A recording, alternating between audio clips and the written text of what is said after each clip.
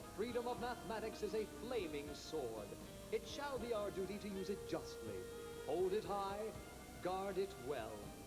Math Court, where common sense prevails. Math Court, with the Honorable Judge Sandra Day O'Crater presiding. Knock it off!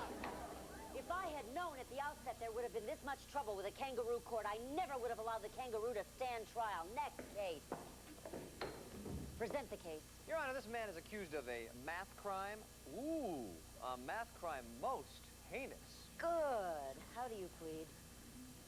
I am as pure as the driven snow. A simple guilty or not guilty will suffice. Don't milk it. What's the charge? Your Honor, the defendant has been eating his meals in a fast food restaurant. Guilty! You'll fry for this. Wait, I haven't got to the juicy parts yet. There aren't any juicy parts at fast food restaurants. He has been buying and eating French fried potatoes for months, Your Honor. Just recently, the fast food restaurant introduced a new product. Bailiff, mega fries. Whew. I'm getting an upset stomach just thinking about them. You have very bad taste, Your Honor. Thank you. Proceed, Mr. District Attorney. It seems he bought some the other day, and get this, Your Honor, he refused to pay the full price for them. Well, that doesn't seem fair. How do you answer these charges against you, queasy gut?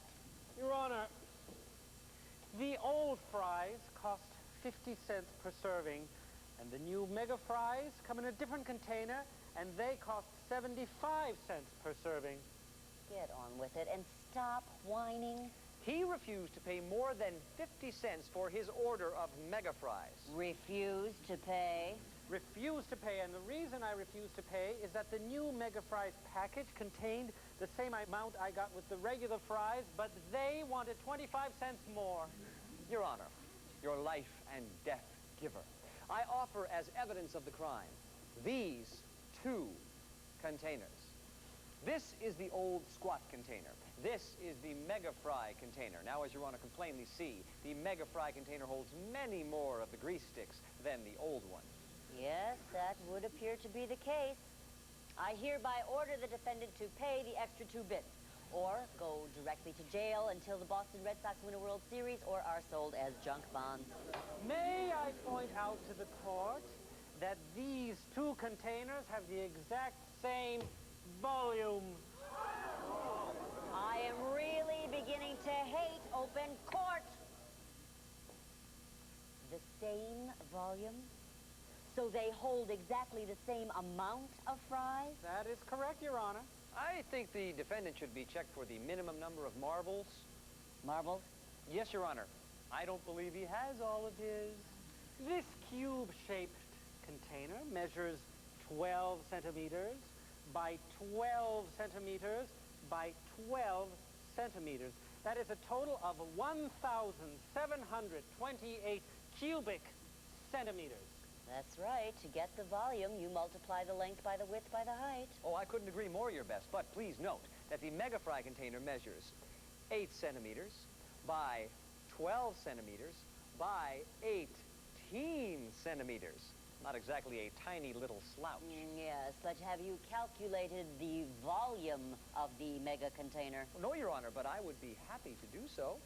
8 times 12 times 18. And how many cubic centimeters did you come up with? Same as I did, 1,728 cubic centimeters. They have the exact same volume and therefore should cost exactly the same. That makes sense. The containers have the same volume, even though one may appear to be larger than the other. The same volume? Exactly. What do you have to say for yourself? Want to go to lunch? Case dismissed. Once again, justice has prevailed in Math Court. I hope I'm not the only one who hears that voice.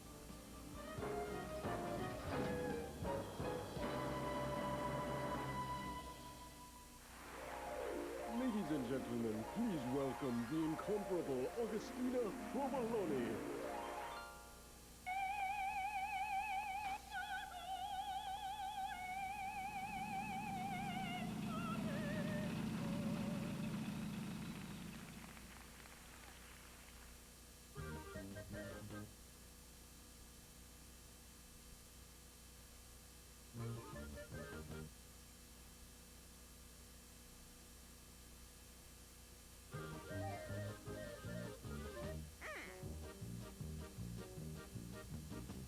Everywhere I see them there, I stop and stare at patterns. I don't care, I must declare I've got a flair for patterns. On my hair, the clothes I wear, my savoir-faire is patterns. All I see is patterns, the patterns that repeat. Let's go into the bathroom. I know we're in a room where you would not expect much math. Usually you're in here for a shower or a bath. But if you gaze upon the floor and if you're kind of smart, you'll see the repetition is like geometric art. Wow! Look.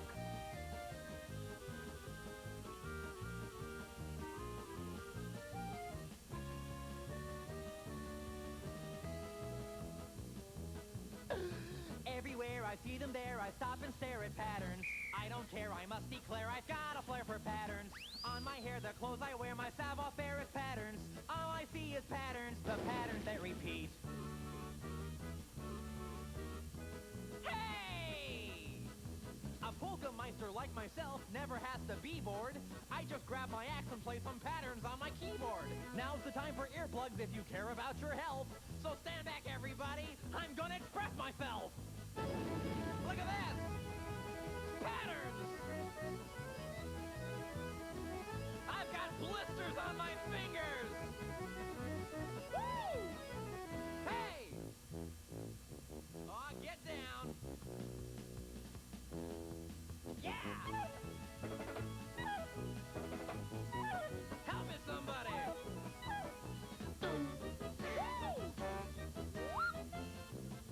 Still there? Okay. Next time you find yourself at an exciting polka party, you can make some patterns with your feet and with your body. If you don't know the steps yet, here's the gang with all the answers.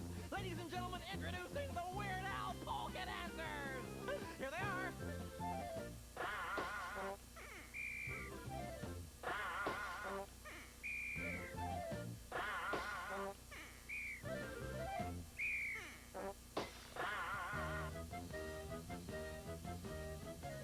Everywhere we see them there, we stop and stare at patterns.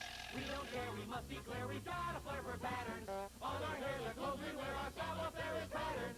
All we see is patterns, the patterns that repeat. Wallpapers, skyscrapers, funny papers, patterns. Evergreens, New Bell cuisine, human beings, patterns. Garden rakes, wedding cakes, rattlesnakes, patterns. Stolen weeds, little feet, my heartbeat. I gotta stop. Patterns, patterns, patterns, patterns.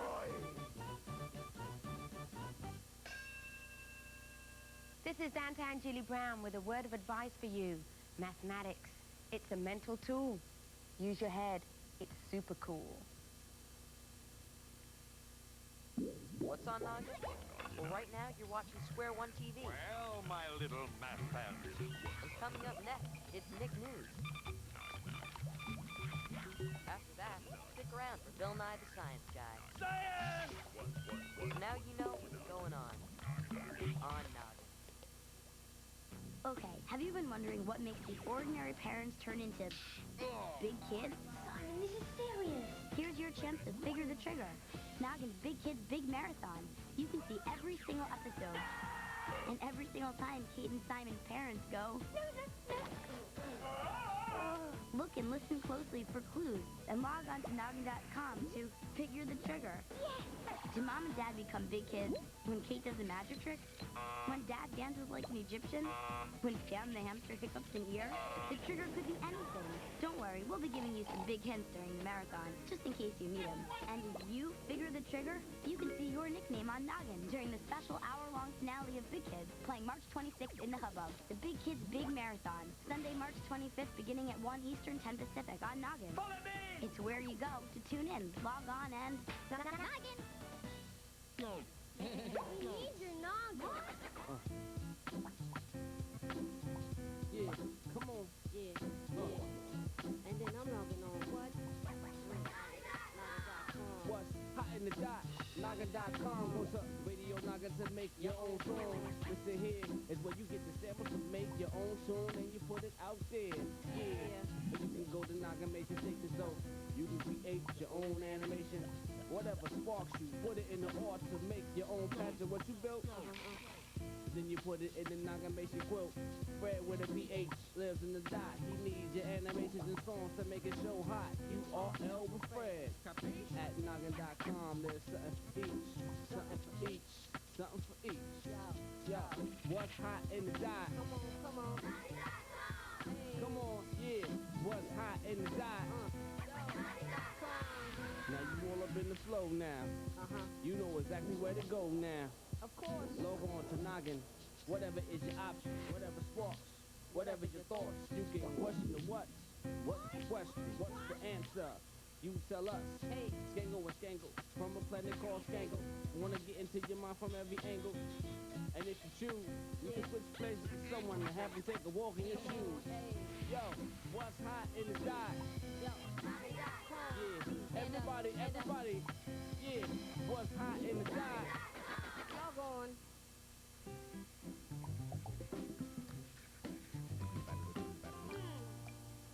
Hello, TGIN.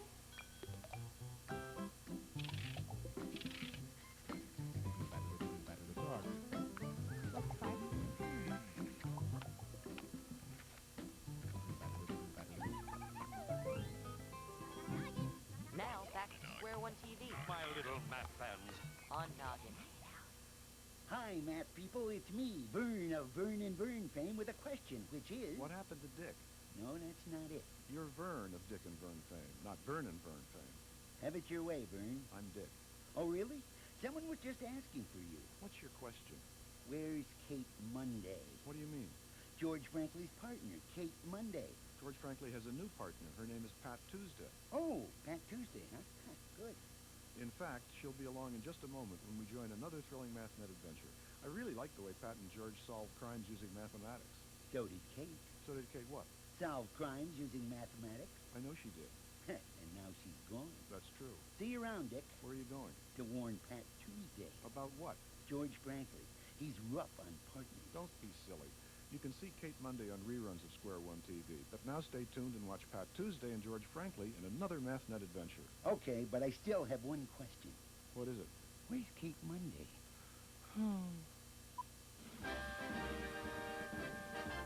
The story you are about to see is a fib, but it's short. The names are made up, but the problems are real. It was Monday, 9:43 a.m., and New Yorkers were celebrating late summer in their beloved city by leaving it in droves. Luckily, their places were taken by tourists in droves, so there were still no parking places in Manhattan. Droving in New York has always been a problem. I was working the day watch out of Mathnet. My partner is George Frankly. The boss is Joe Greco. My name is Tuesday. I'm a mathematician. You can too. You cannot. Can too. Cannot. Can. Can't. I just love a well-thought-out debate between two intellectual heavyweight thinkers. Good morning, Pat. Hi, Socrates. Benny and I were just discussing slugging averages. I'm glad I got here before the violence began.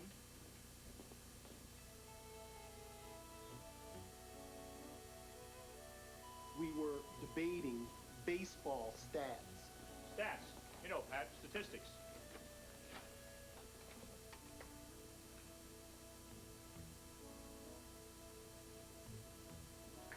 I was trying to point out that a player's slugging average can never be lower than his batting average, but it can be higher. You wouldn't kid a partner, would you, George? Here's how you figure a batting average. I know how to figure batting averages, George. I'm showing Pat. Lighten up, Benny. Let's say a man goes to bat 10 times. Uh-huh, 10. Let's say he gets 4 hits. You figure his average by dividing the number of hits by the times at bat. 0.4. 0.400. When you're figuring a batting average, you carry the division out to 3 figures. The nearest 1,000. The man's batting average would be 400. Well, why not 4/10 or 0.4 or 40%? He gets a hit 40% of the times he's at bat. That's the way they call it in baseball. He's hitting 400. So what's the argument?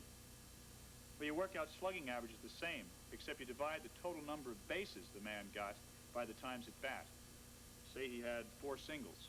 He'd have a total of 4 bases, so his slugging average would be 400, just like his batting average.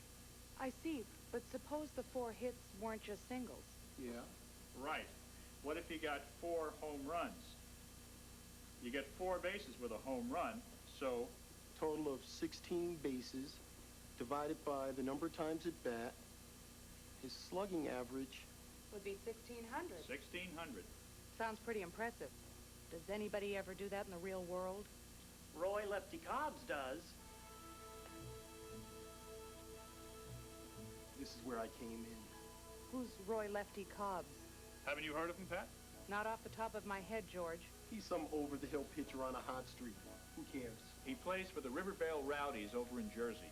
They have a Major League Baseball team in New Jersey? That'll be the day. See you guys around. Thanks for the slugging session. I owe you one. See you, Benny.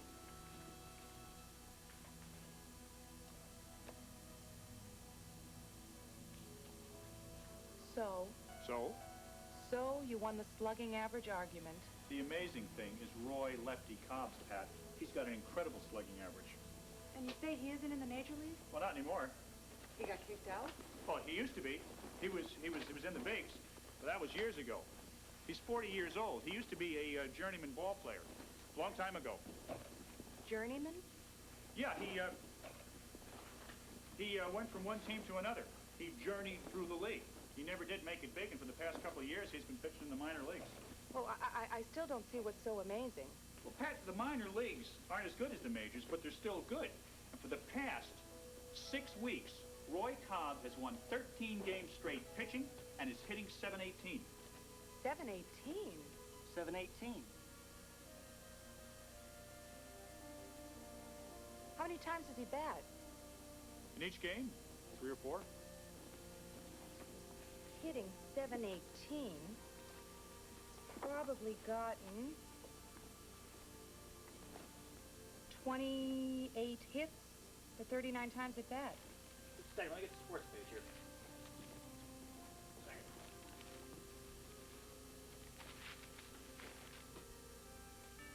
That's exactly right. How did you know that? Continued fractions, George. Remember the mathematician's old standby? The Handbook of Rational Approximations? Yeah, but... I just happened to be glancing at it last night. Of course, if he got 280 hits out of 390 times at bat, he would have gotten the same average. In 13 games? He could have gotten a few extra innings.